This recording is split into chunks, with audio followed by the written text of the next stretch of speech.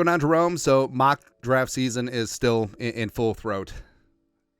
I don't know if that's the term. Anyways, but mock draft season is definitely upon us, and we're currently on mock draft 75,972. Yes, but the Vikings certainly could and should be looking to add their quarterback of the future, whether it's going to be May or Daniels or McCarthy or Penix. And yes, the Vikings will probably have to pay through the nose and trade up into the stratosphere, but that's why they got that first-round pick from the Texans.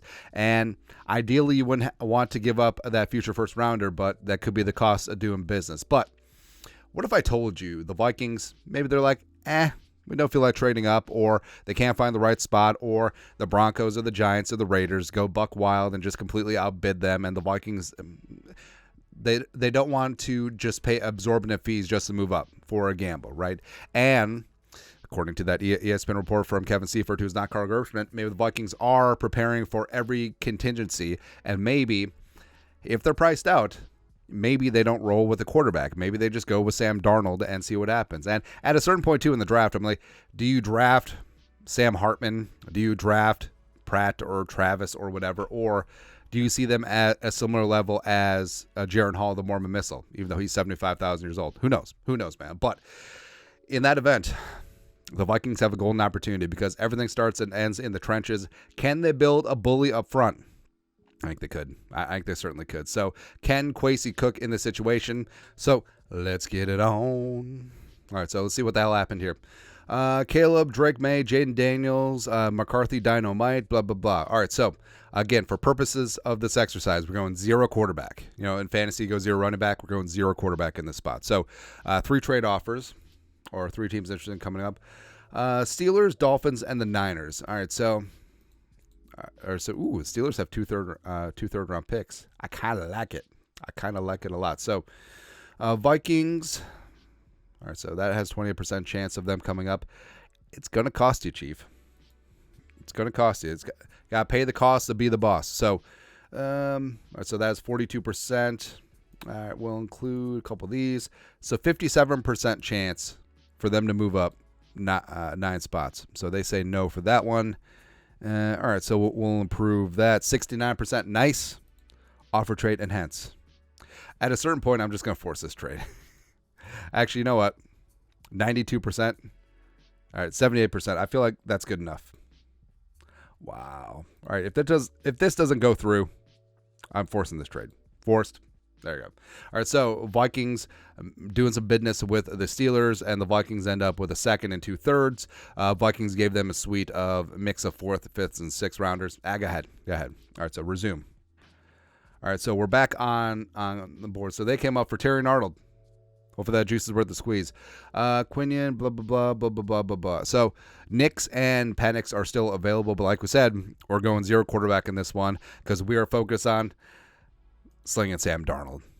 Looking like the villain from The Incredibles. Go ahead. All right, so in this spot, we got Johnny Newton there up front chilling. We got JPJ. We got Graham Barton. We got our guy Zach Frazier as well. I mean, there's a lot of ways that the Vikings could go here. Here's what we're going to do. Here is what we're going to do. So in this spot, so Johnny Newton, that's an easy one. So taking him, yes. Graham Barton just went. That's perfectly fine. We are going to attack that interior offensive line now. So JPJ, Zach Frazier are there as well. I mean, it could have been a decision with Barton, although I certainly do like Barton. Anyways, Jackson Powers-Johnson, you are the next center for the Minnesota Vikings. We're getting after things. All right, so we got a 3-tech. As well as we have our center of the future. We are in the second round. Now remember, let's get this on screen. So we got 51, 84, 98, 157, and 2 7th-round picks. So Bo Nix is there, but like we said, we're going zero goose egg. D'Angelo Russell quarterbacks on this one. So let's get spicy here. All right, so we got 1 trade offer. The Raiders, All right, so Fisk is there. Roman Wilson would be a ton of fun. Tavian Sanders, Jermaine Burton, I feel like is underrated. Rukaroro is there. Jalen Pope, Chris Jenkins. I like Chris Jenkins. Christian Haynes? Dude. Let's just build an effing bully. Let's just do that. So Christian Haynes, come on in.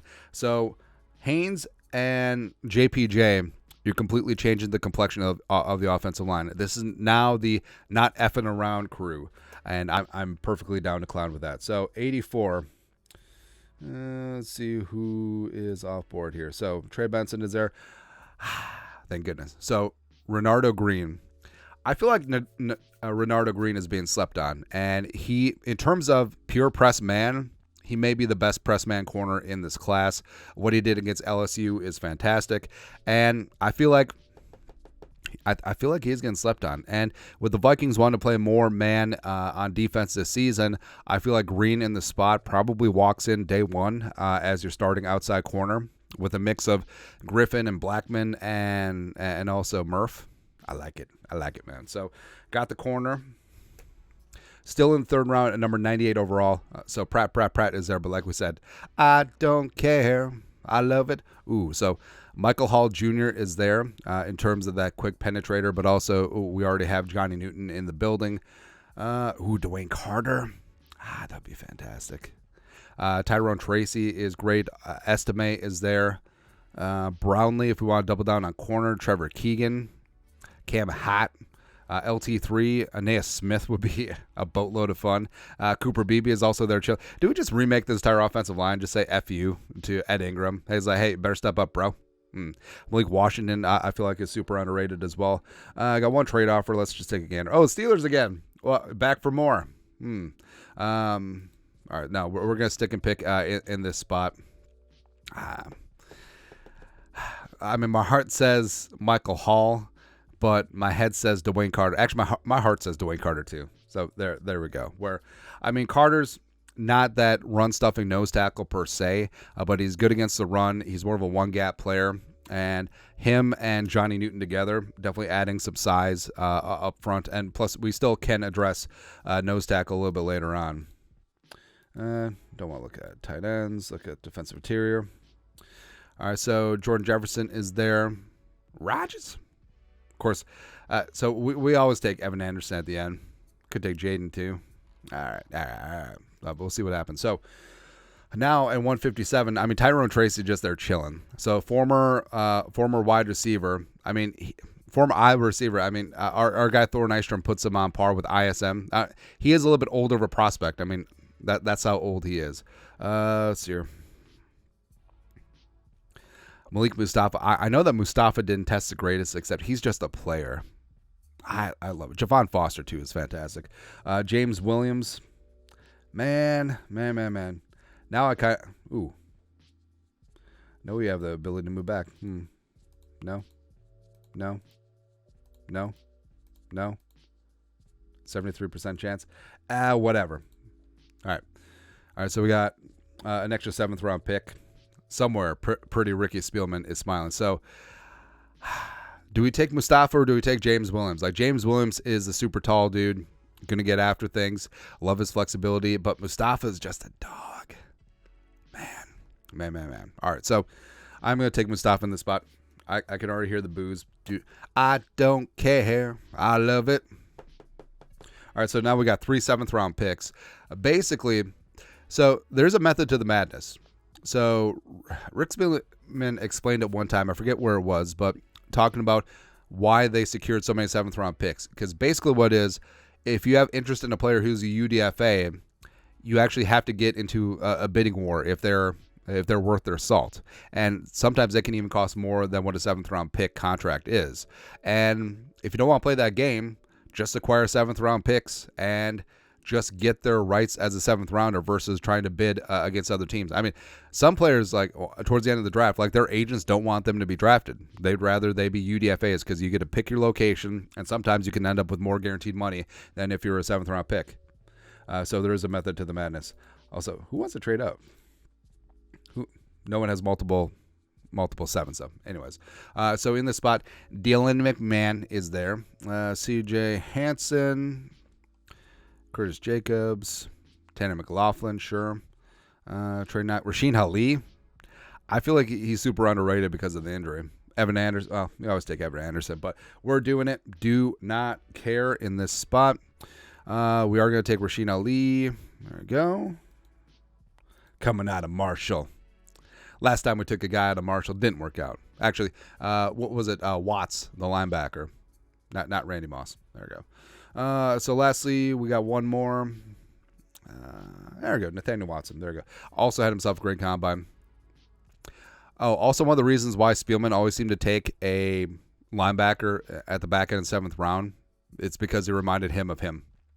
Because Ricky, like, it's kind of a bad beat if you play high-level college football and you're the second best linebacker in your family. But that's what Rick was. Anyways, so with this mock draft, so we did some business with the Steelers. We made them an offer they couldn't refuse. But so like we said, going 0 quarterback in the spot because slinging Sam Darnold. Now replenishing and rebuilding the trenches. So offensive line first, JPJ, Jackson Powers Johnson. I think that he could potentially come in with the anchor, with the mobility, with the size, with everything. Even though, yes, only 1 year starting experience is kind of concerning, but I think he could potentially supplant Garrett Bradbury right now. And Bradbury, yeah, I mean, he's got $4 million and change guaranteed on his contract. Probably doesn't have a ton of trade value. Do you eat it? If JPJ proves that he's the guy, maybe. Christian, and also with Bradbury's contract, there are offsets. So if the Vikings cut him, he catches on somewhere else, the Vikings could get a little bit of cap relief. Christian Haynes, again, supersized guard from UConn, and changing things up front, we want dogs. Pun intended because of the Huskies. So we want dogs up front, and I do think that with Haynes and JPJ completely changes the mentality up front because you got Darisaw, you got Haynes at potentially left guard, you got JPJ, you have Ed Ingram or Blake Brandel, and then you have Brian O'Neill. So that's the offensive line you could set your watch to, man. Absolutely. And hell, slinging Sam Darnold, if he's protected, he's got weapons, he's got offensive mind head coach playing indoors. Come on, baby. Come on down. A defensive line. So picked up 3 guys. So Evan Anderson, yes, is a guy that I always take at the end of the 7th round a lot. But given his size, given his pass rush capability, I think that he could potentially be a very great rotational piece in the Flores defense. And then Johnny Newton. I mean, just blowing up that B gap, getting after things, all heart, all hustle. I kind of like it. I do trust that Flores will adjust things up front to find the perfect spot for Johnny Newton. I mean, is he best utilized as a 4-tech, 5-tech? Probably not, but especially in sub-packages to start, I do think that Newton is a 3-down player, but sub-packages to start, 2 or 4-down linemen, having him just be in that B gap and just live there, I like it. Dwayne Carter, all heart, all hustle, all the time. Great against the run, strong, has a great bull rush, but also I feel like he's very versatile. Like he could be pass rushing nose tackle, he could be a 3-tech, he could be a 4-tech, 5-tech, he could play anywhere you want, and he will set the tone. And the Vikings, all of a sudden, the Vikings trenches, they look a little bit different, and I really like the direction they're heading. Malik Mustafa, like I said, didn't test the greatest, but he is just an absolute dog. And given his versatility, given the way that he patrols back there, I think that he would be a fantastic addition to the back end of this defense. Also, Renardo Green, like we said, is probably the best press man corner in this class. Does have size at 6 foot, $185, somewhere in there, but has size, has length, is a great addition to the cornerback room. And then Rasheen Ali, who I think is extremely underrated because of the injury. So he comes in for Marshall and helps supplement that running back room. So that's it. Again, yes, it will be beautiful to find your quarterback of the future, but if they can't do it or if the price is too high, love the one you with. It's all on you, bro. It's all on you. Great offensive line, great D-line, and go from there. But that's it. That's a 7-round Vikings mock draft. 0 quarterback. You guys know what to do. Skull, production value.